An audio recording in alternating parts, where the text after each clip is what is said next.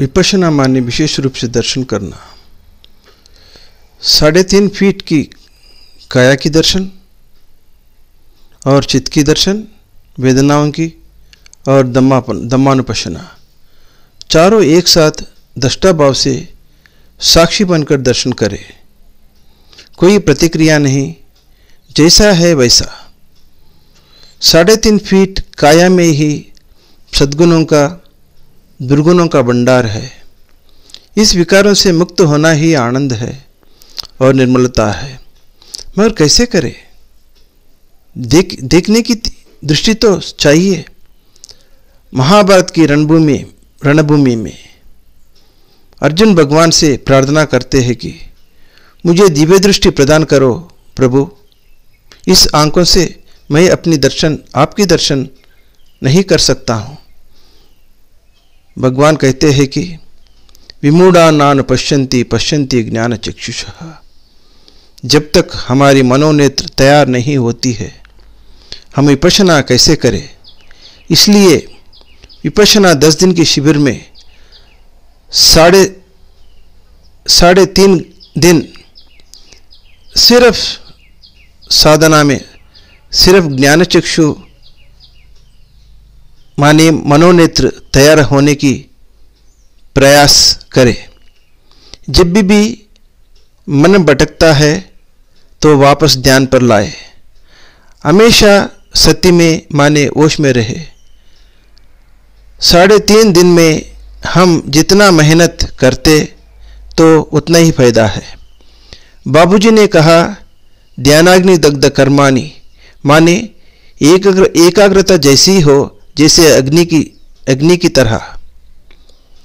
तभी हम अपने विकारों से मुक्त होते, नहीं तो साधना में सफल नहीं होते। जितना हम प्रतिक्षण सजग रह के ब्रह्मरंध्र से लेके पांव तक, फिर पांव से लेके ब्रह्मरंध्र तक पूरा क्षेत्र का दर्शन करने से अपना कल्याण होता, नहीं तो शुद्धमय प्रज्ञा से जिंदगी समाप्त होती है।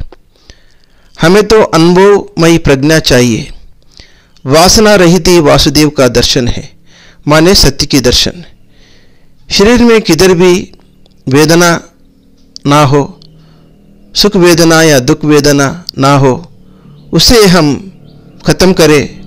और वेदनाओं की जैसे अनुभव नहीं होता, वो वेदना को जो नहीं समझ सकता वो वेदांती कभी नहीं बन सकता। शास्त्र पढ़ने से कोई शास्त्री नहीं बन सकता। जिसको अपने श्वास पे नियंत्रण हो और उसे अस्त्र और शस्त्र रूप में इस्तेमाल करता है और पूरा शरीर को प्राण कर्म से देखता है, वही शास्त्री कहलाता है।